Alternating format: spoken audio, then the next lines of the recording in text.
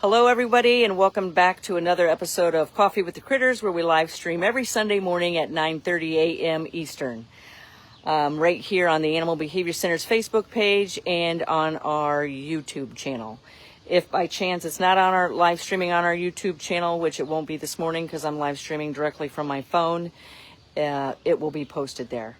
So for those that are new, my name is Laura Joseph, owner of the Animal Behavior Center. We're an international educational center where we teach people all over the world how to use applied behavior analysis and positive reinforcement with animals. And today I have picked the topic of, because in the Parrot Project we are working on harness training, and we're harness training DC, our Moluccan cockatoo. I know in our foundation's membership we discuss harness training with numerous different animals. And in our advanced membership right now we're discussing crate training with specifically wolves. So today I wanted to talk about, I'm going to be going in with our ring-tailed lemurs, dill, chili, and gherkin. And I wanted to show you some different forms and how we train for restraint and animals to willingly want to be restrained, because we never know when we're going to come into a situation where the animal needs to be restrained. Now, whether that's restraint through a harness, a crate, a towel, we never plan. Well, we do plan for accidents here. It's one of the first things we start training because we never know when an accident's going to happen. So and control is not a bad word. We all control everything that we care for. And we do this with our children. I was just talking about this in a podcast the other day, where we need to have control, some sort, over the animals we work with, because we never know when we're going to come into a situation where they're going to need this. And we definitely don't want to wait for an emergency to train this, and we definitely don't want to wait for when the animal is sick. So I'm going to show different things. I did bring a harness with me so I can show where I would begin harness training with the lemurs, whether we end up needing that or not. This form of training, as you may know, because you've heard me talk before, if you're actually using positive reinforcement training, it is the animal's preferred form of enrichment. That is what has led me to the field of animal training, because I entered through enrichment. So I'm going to go in and show you where I would begin harness training. It's going to be a little, I've really amped up the complexities in my training today, because I've got 3 ring-tailed lemurs I'm getting ready to go in with. So you're going to see me working fast. I'm going to be shaping behavior.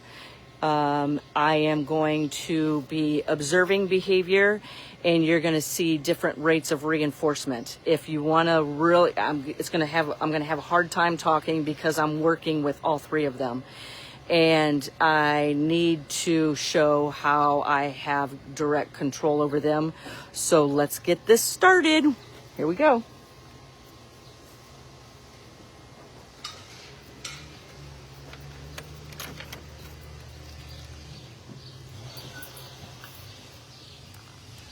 So I will start on their platform. They do love to jump all over the camera, so high rates of reinforcement.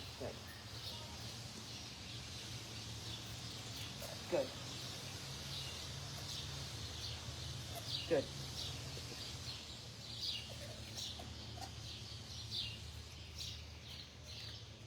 Good. Good. Sorry, hands are full. Good.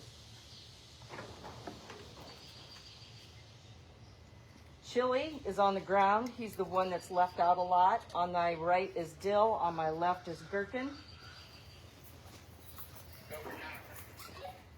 Good.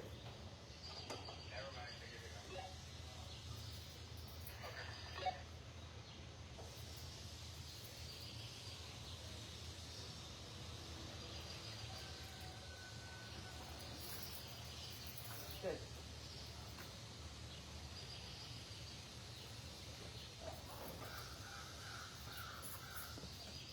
Over here, guys. Good. So these two don't usually train right beside each other. So I'm going to have to use high rates of reinforcement. Good. Good. Good. Capture of a learned behavior. Good. It's also her training me, and I'm fine with that. Nice job, Chili. Good. So let's break out the harness. This is a harness we had made a couple of years ago for the lemurs.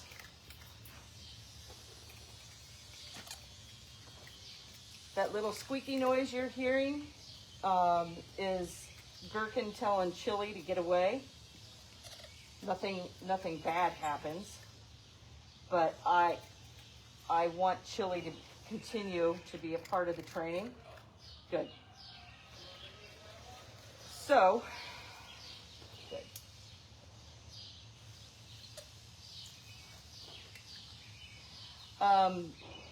And just training something new like this can be a form of enrichment. Over here. Good.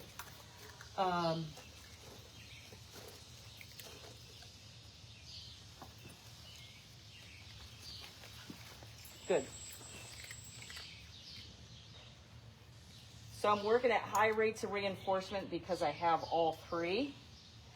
And we train them on this platform frequently for the public. So this platform has a history of reinforcement for them. They know to station here and wait for cues for what to do next. Good. And I do like them, a lot of times I train in silence, where my bridge is visual, my cues are visual like this. Good. But I need them to understand voice cues as well, to be able to, like here, that's a visual and a voice cue, in case they have their back turned to me. Both hands, good. Okay, let's start with the harness. I'm going to pick, good, Gherkin, the one in the middle. I want to make sure, if I am teaching them to put their face through the harness, the hole in the harness, be very careful, because I'm going to go like this. What you don't want are these dangling parts that are going to hit them in the head. That's going to be an aversive. So Gherkin is now on my right, Dill in the middle, and this is Chili. So we can start with the lure. So I don't want, that's Dill, I don't want her grabbing the harness. Good. Don't forget to deliver the reinforcement. Good. Let's see if I can get it over here in front of the camera. Over here? Good. Dill, I have been training. I need Gherkin over here. Good. Dill, I have been training since she was under a year. Gherkin is young. We have been training him since he was, I don't even know, but definitely under a year. Chili, I've been training for a couple of years. Myra, it's 9:40. Okay, thank you. This is Gherkin. This is the one I want. Good. Right here. Right here. Good.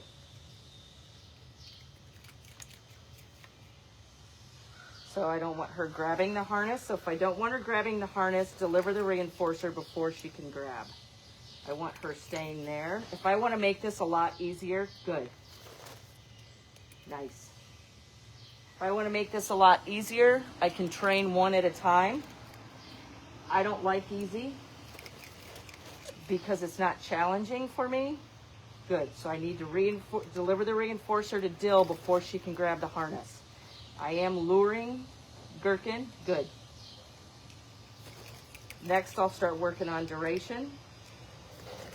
These guys seem to really enjoy training.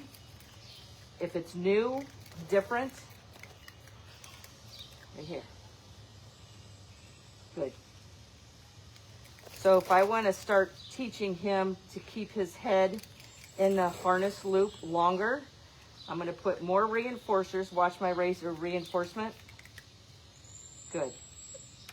My problem is I've got to deliver it to Dill as well. Good. So he's got his head in there. Good. Nice job. Does that make sense? So when I am working with animals, whether it's by myself, with the public, these are education ambassadors. My number one concern is always the welfare of the animal. So this is why we have a training team that comes in here daily with them. We love educating the public. When the public sees interaction through our training with the animals, it draws them over here to ask more questions so we can discuss conservation with them.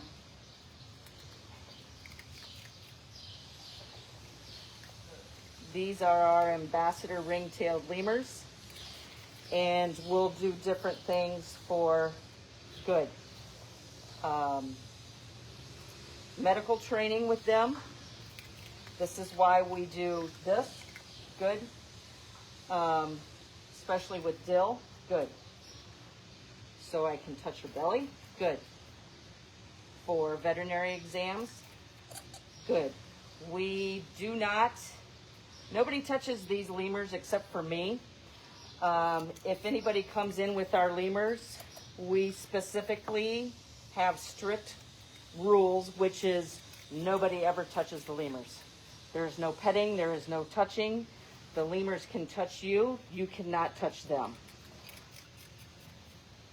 And if anybody needs to touch them, it is me through training for medical procedures, such as, good, that.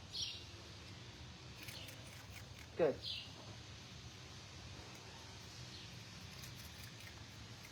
So if you have any questions, feel free to email me, Laura, Lara, at theanimalbehaviorcenter.com, or you can leave your comments right here.